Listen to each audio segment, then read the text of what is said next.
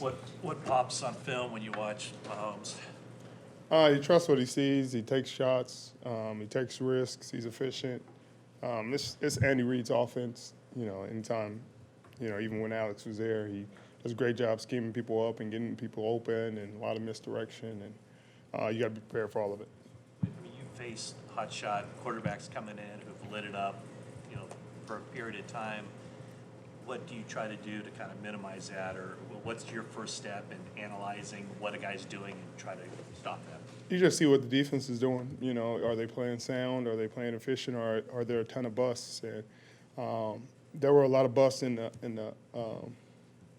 the Pittsburgh game. A lot of guys out of position. A lot of guys looks like they just tried to do too much. They had a bunch of checks, and anytime you try to scheme up for every single play you're going to get, it's going to be tough. And I think they made it way too complicated. And he made great plays and great throws, but there were a lot of guys running scot-free, butt naked, wide open, and you got to play more sound than that.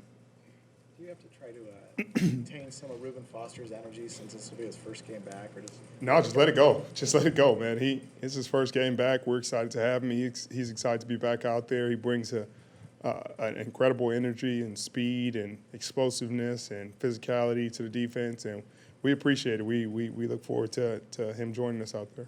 What's it like being neighbors in the locker room with him? It's fun. It's an adventure, as I found out today as I was walking in here, and he had a snafu where he decided that he was going to get undressed in the middle of the locker room at this very moment in time when I was walking up, and but no, it's been great, and it's been a lot of fun, and got to know him better, gotten to know who he is as a person and his thoughts, and I've enjoyed it. You've been around a lot of good young linebackers through the years.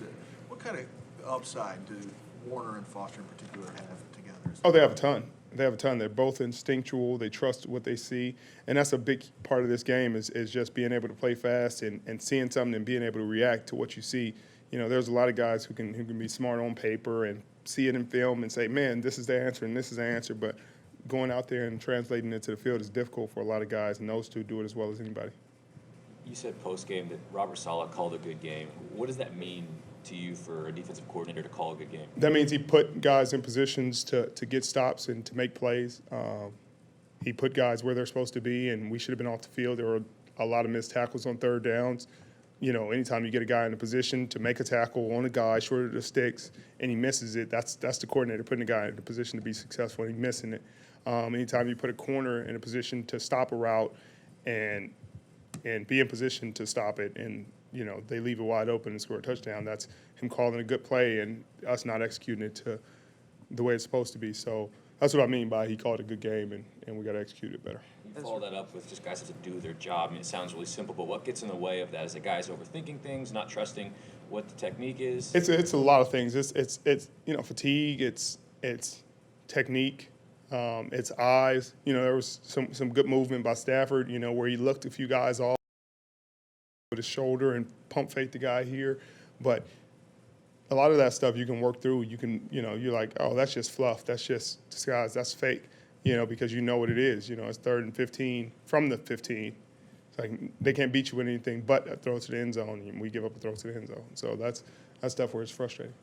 With a scheme with a secondary that's dependent on length and physicality, what are the keys when you go against a team with so many fast players like the Chiefs have? You just put your hands on them. You get physical. You stay on top. You do your job. It's not all predicated on length and physicality. It's predicated on being assignment sound and understanding the holes in the defense and being able to cover up such holes. You guys were talking about the speed at 3 on the hook player and things like that. That's a tough one on the defense, but you got to be aware of it. You got to be aware of where he is. You got to be aware of where the number 2 receiver is. You got to know where Travis Kelce is, and all that will dictate what routes they're running and how we cover it. And I think that guys are aware and on top of it, and hopefully we go out there and execute the game plan we're practicing. Robert Saleh was non-committal when we asked him whether Akello was going to start in this game. I mean, would you like to see him start to sort of, get back on the horse type of? Yeah, I'd love to see him get back out there and get a chance to redeem himself in a way and just get back on the horse. But I think he's kind of beat up and banged up as it is right now. So I guess we'll see as it goes throughout the week.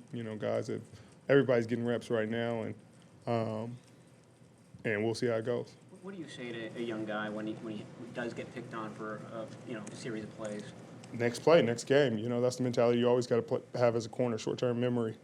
That's the only way you can play and have success. There's never been a corner in the league who's never got a ball caught on him. You know, there's never been a corner that hasn't had a bad play or a bad day. It's about the way you respond to adversity that determines whether you're a great player, a good player, average player, bad player. You know, bad players get adversity and they fold up, and that's you say, man, that guy had a lot of talent, but man, he never panned out because he couldn't respond. He couldn't. A great player has a bad day, gives up a touchdown, gives up a play, and then he turns around and punishes them by making huge plays in the game or making huge plays the next game, and that's how you respond. And I think that he's going to respond well given opportunity. Has that been a recurring theme in your career, just because quarterbacks don't often look at you and they probably go to the other guy on the other side of the field? I've played with a lot of corners on the other side, and a lot of them have had success and gone on to make their money and to play at a high level.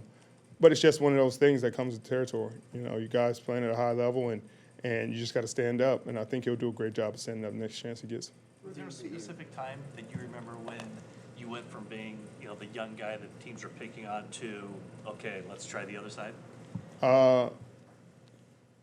Probably my second year. I think I had 8 interceptions. People kept trying, and there were days where I'd get 10 targets and I'd catch 2 of them, and and then it's like, well, keep trying. I love it. You love it. And I think that eventually throughout that year, later on in the season, people realized that it's not just luck that he's getting his hands on the ball.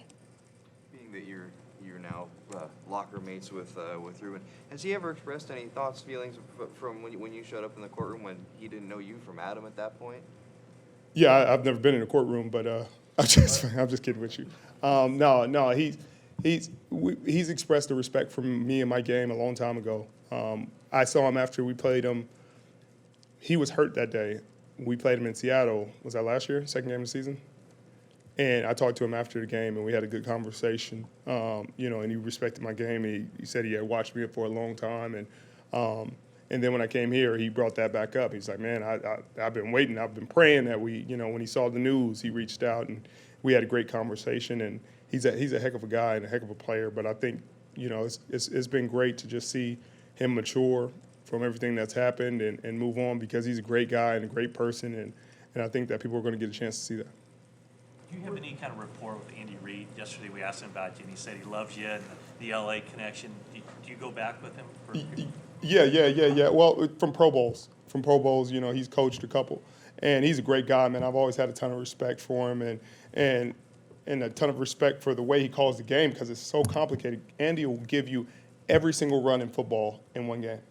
He will give you, I don't know what you guys call it, but it's power, zone, counter, trap, draw, option.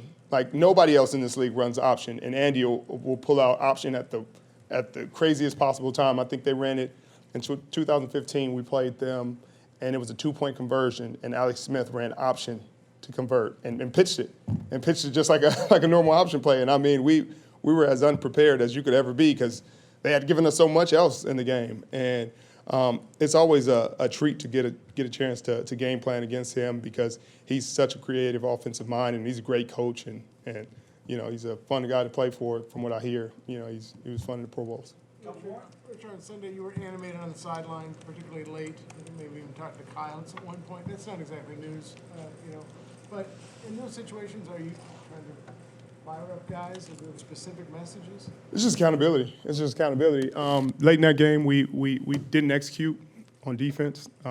There were just, and it wasn't like, there's a difference between getting beat one-on-one and a guy just making a heck of a play, and us getting beat on things that we could have picked somebody out of the stands and put out there, and they would have been able to execute it, because all you had to do was do this. You know what I mean? It's lapses like that you can't have and play championship football. And so that's where the frustration was coming in, just holding guys accountable and making sure we're on the same page, because those kind of snafus that we got away with this week, you get to January, you don't get away with them. All right, thanks, Richard. Thank you. Thank you.